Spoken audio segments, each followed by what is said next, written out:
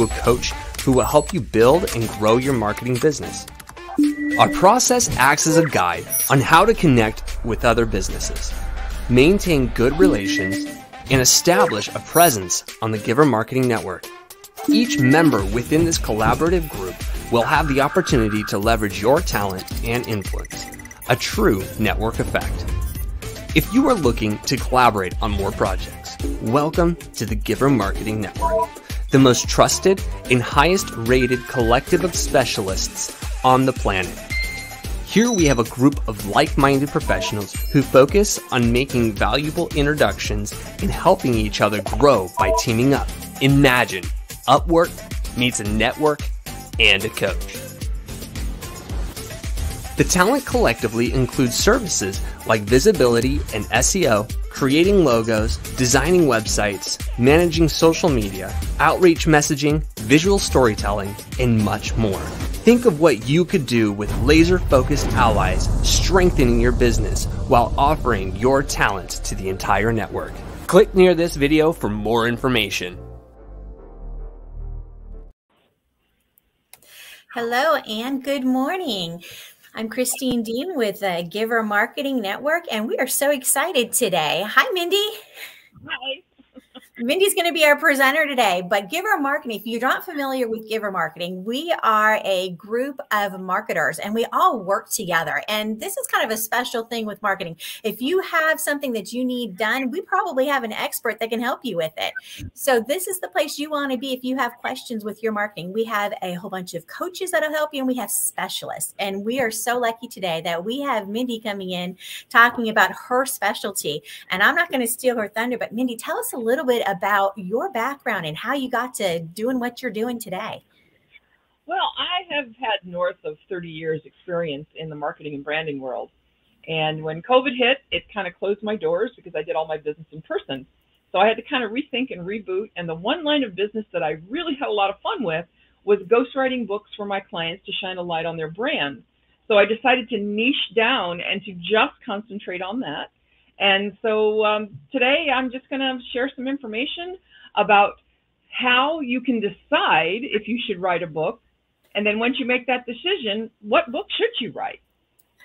Oh my goodness, what a great topic, really. I think a lot of us have seen authors out there and we see books and we're like, that looks like fun, but man, that looks kind of difficult. I don't know if I can do that, right?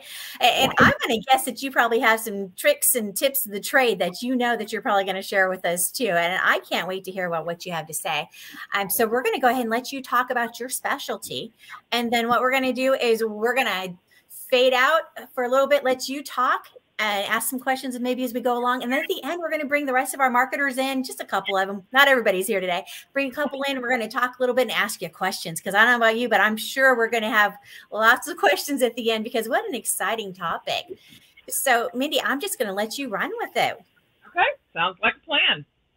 So the burning question we're going to address today is, how do you decide? Well, I always like to start with the why.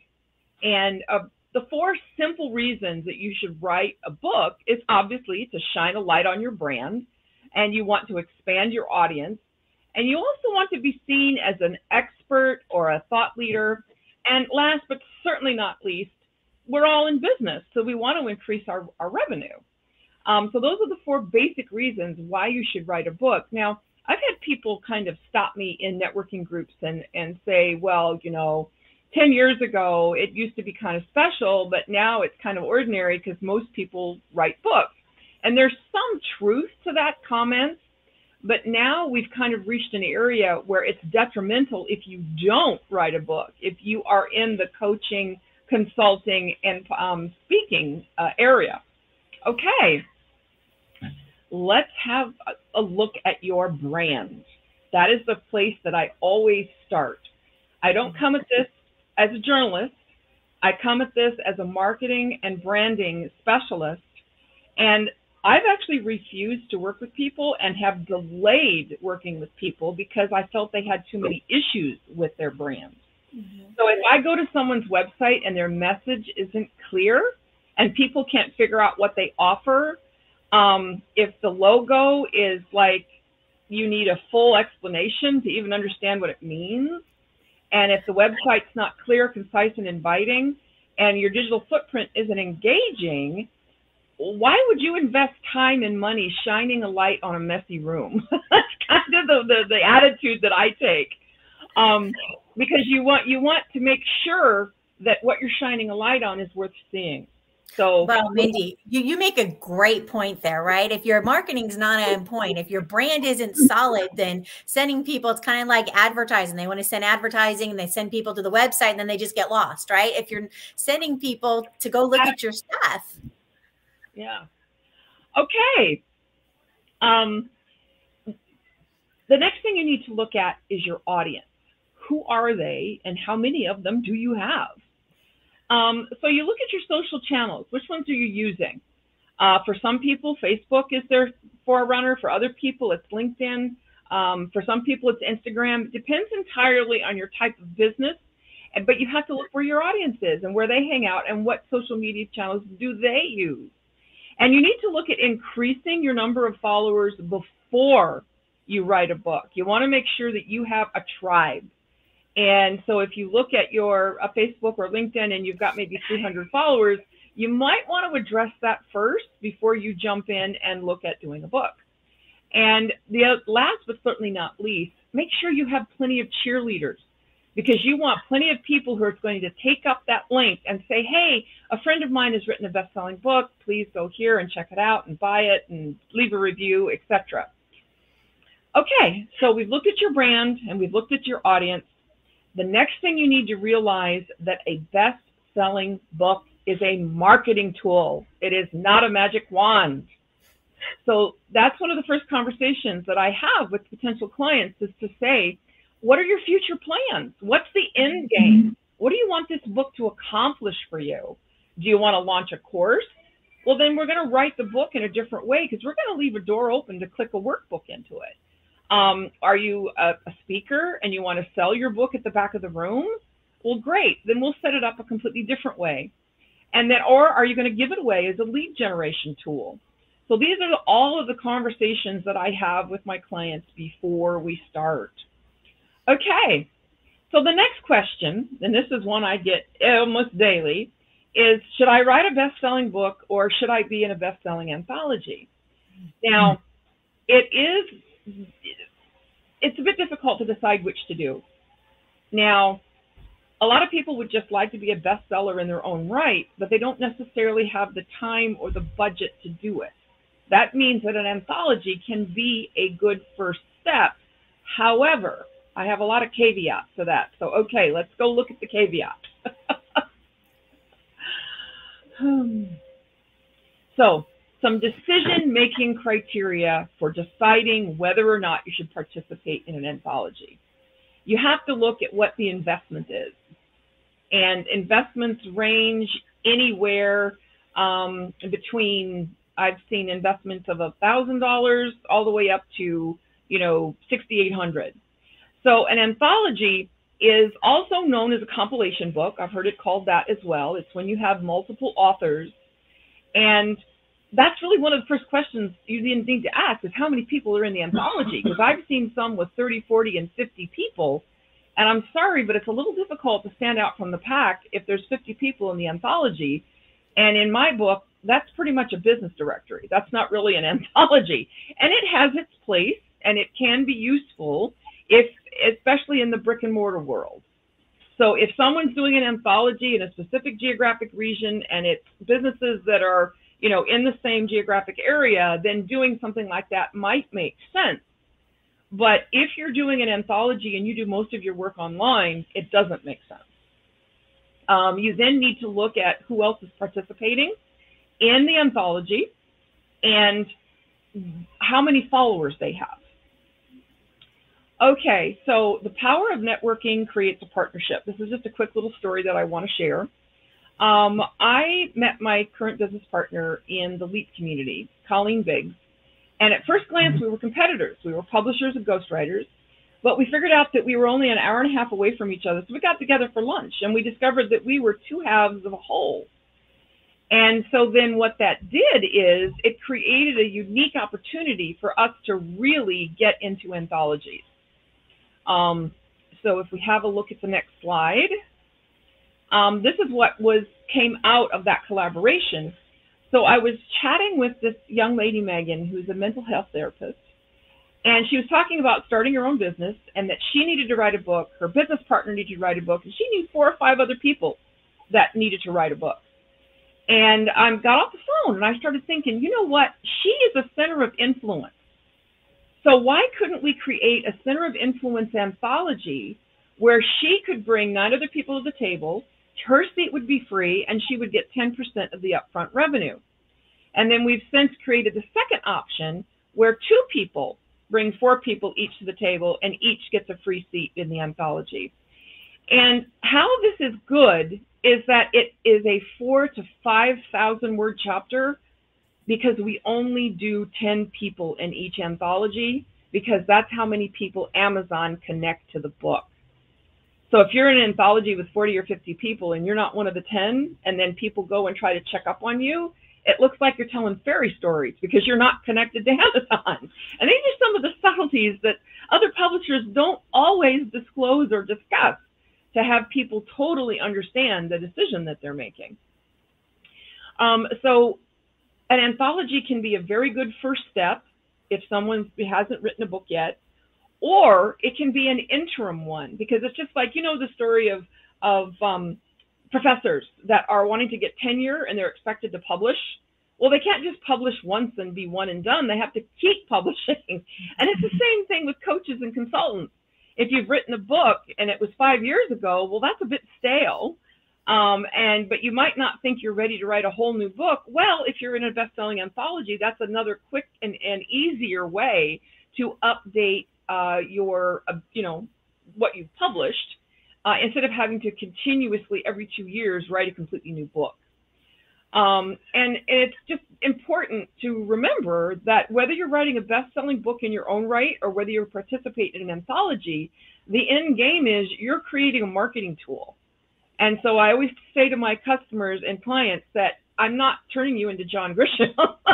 I'm just helping you create a marketing tool, and then I'll give you a few points and ideas about how to use it as a marketing tool. But I just help you push the boat out. Then you need to learn how to paddle. Then you need to go talk to all the other different people in the Givers Marketing Network who can help you promote that book. Okay, so I think we're come to the point of who's got questions. Questions. Oh my goodness. I'm sure we have a ton of questions. Do you want to bring the team in, Mindy? Are you ready for a bunch of questions? Sure. Bring them on in. Okay.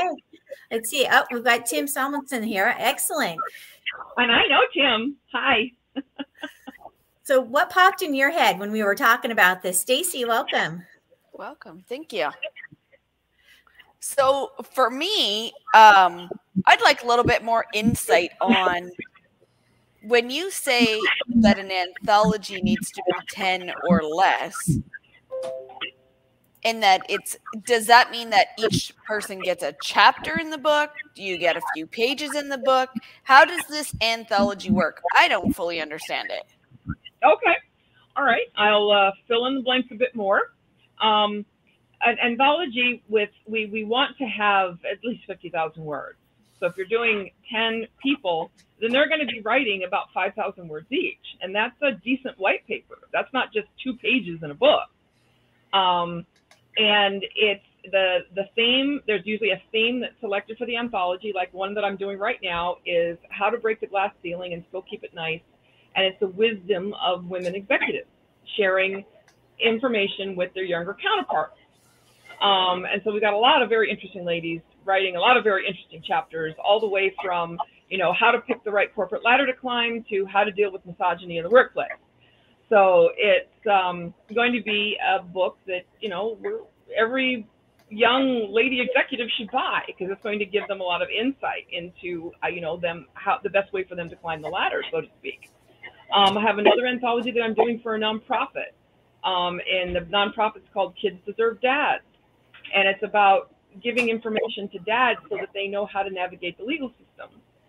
And so everyone in that anthology is going to be coming out. It's going to be mental health people. It's going to be social workers. It's going to be lawyers. telling stories about how having the dad involved improves the kids' lives.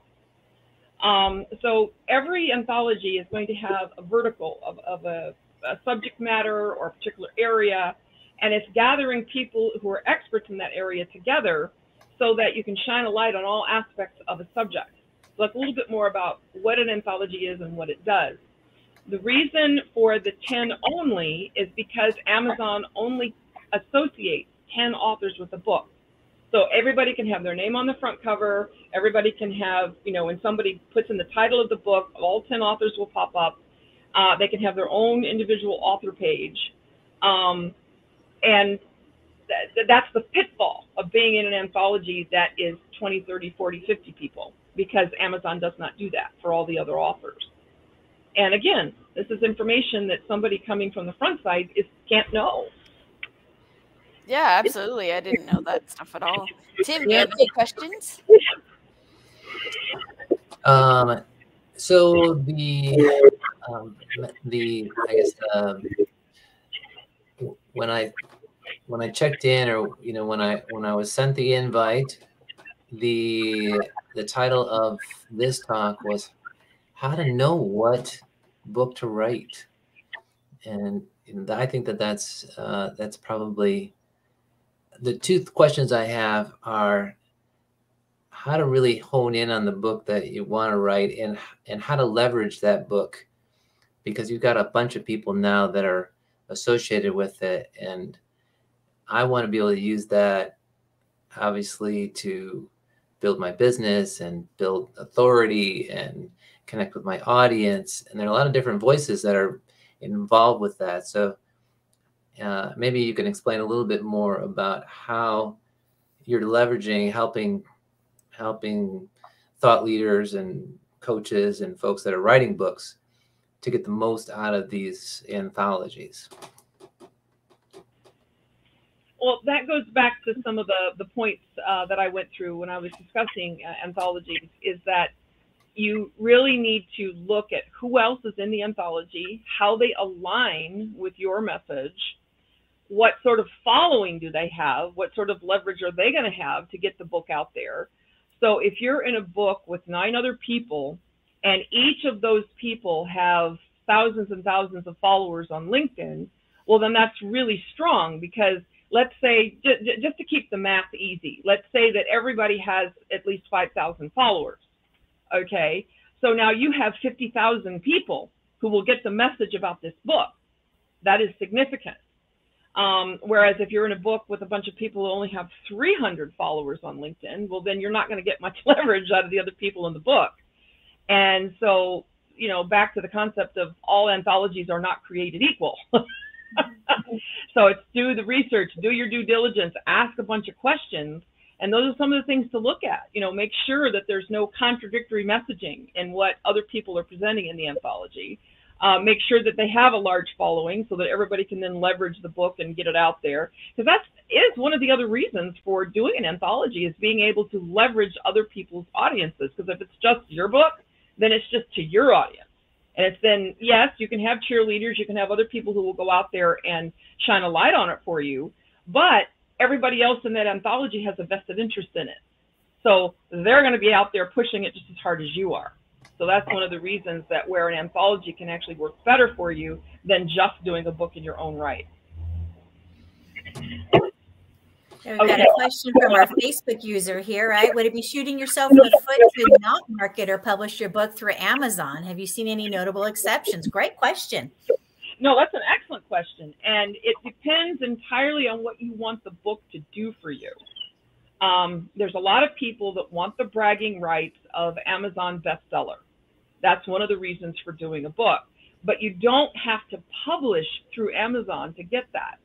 You can publish through Ingram Sparks, and that's the only place we publish through, because Ingram Sparks puts it out to all the book distributors. So you're going to be at the print on demand for the likes of Barnes & Noble and Books A Million and all the major book chains.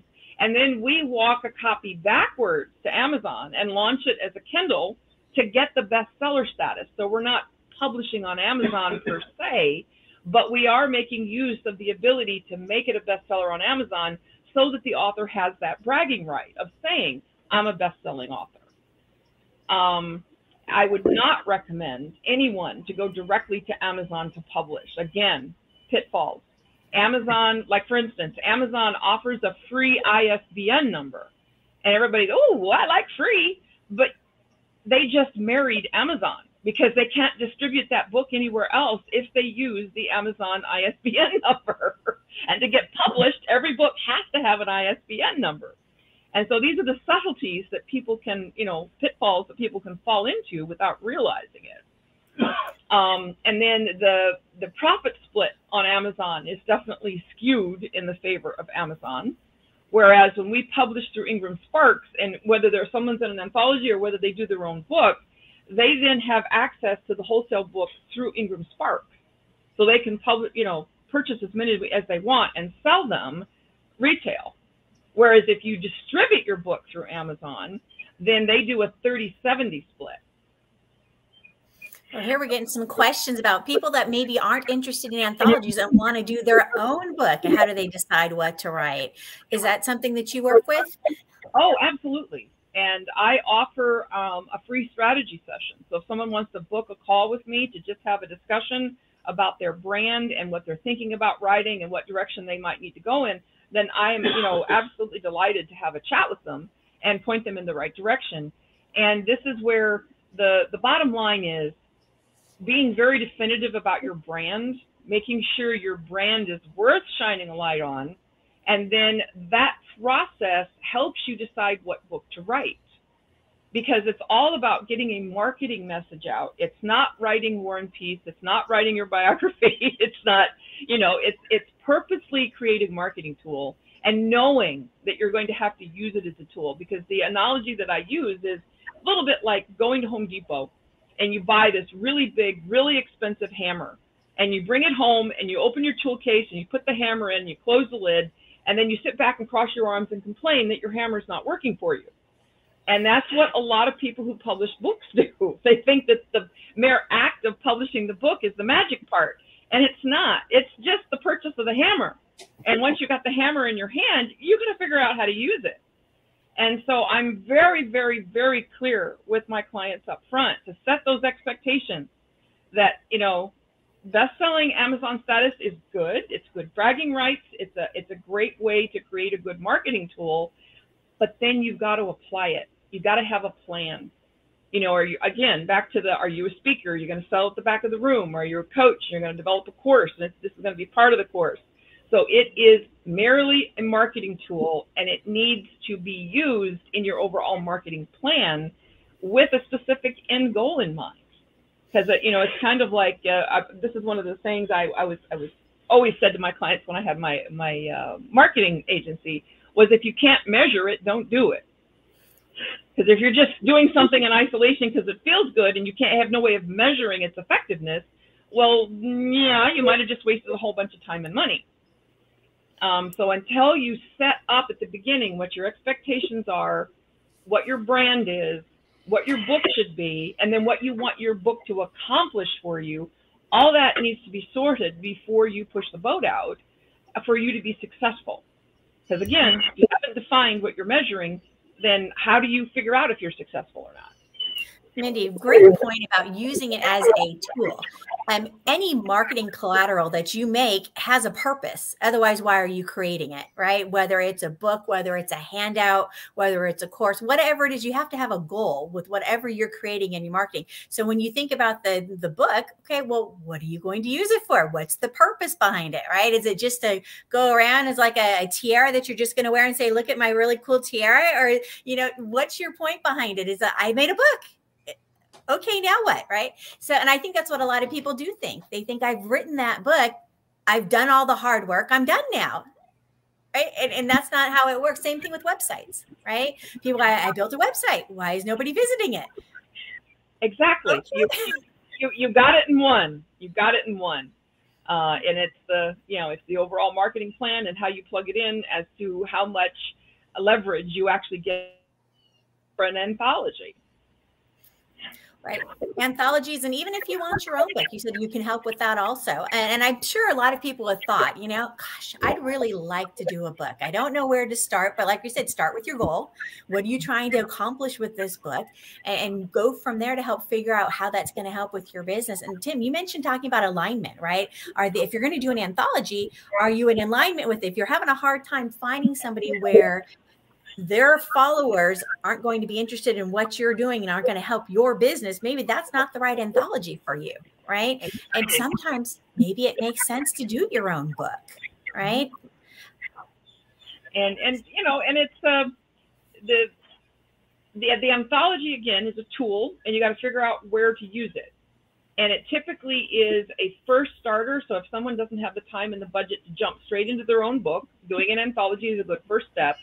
Or if they've already written a book and they're not sure they want to write a whole nother one yet, but the book was like 2 years ago and it's getting a little stale, then doing an anthology is a great way to then just do a refresh on your messaging without doing an entire book. So those are the two ways that I see the anthology being used as a tool. Right. And really a book is just one of those tools, right, that you can use. You have the book, maybe you follow it up with a workbook, maybe you follow it up, like you said, with a course, maybe you have a speaking series that you're going to do, right? That can just be tied into your overall marketing plan, depending on what it is that you want to do with your business, right? There's a lot of right answers. And a lot of times we don't always look at all the possibilities. Right. And that's where it really helps to bring in the experts, like Mindy, that knows about, okay, if you want to write your own book or if you want to do an anthology, right? She can work with you, do that free consultation with you and kind of get you thinking, what makes the most sense for my business? And at the same time, you probably want to work with a marketing coach. And we have lots of those with the network also that'll tell you, okay, well, so you want to write a book. Great. What else are you going to do with this? Right? Are you going to do a workbook? Are you going to do you have an emailing system in place so you can get this word out, right? You might have all those followers. So are you going to do some kind of social media campaign to go with it, right? A lot of times we need to well-round the marketing plan, right? And if you don't have somebody to help guide you through that, you might get lost along the way. You spend all this money putting just a small piece of it together, but you're not taking advantage of the full advantage of having a book unless you put all those pieces together. And we've got wonderful experts on our team with Giver Marketing, right? We've got Mindy for the books, right? We've got people that can help you with your advertising. If you don't know what your why is, you don't know where to go with that, Tim's a great one to talk to, right? Once you're focused on that why, now you have someplace you can run to with this book. Otherwise, you might get lost, right? If you're going to have people make phone calls, call Stacy, right? I mean, we've got options.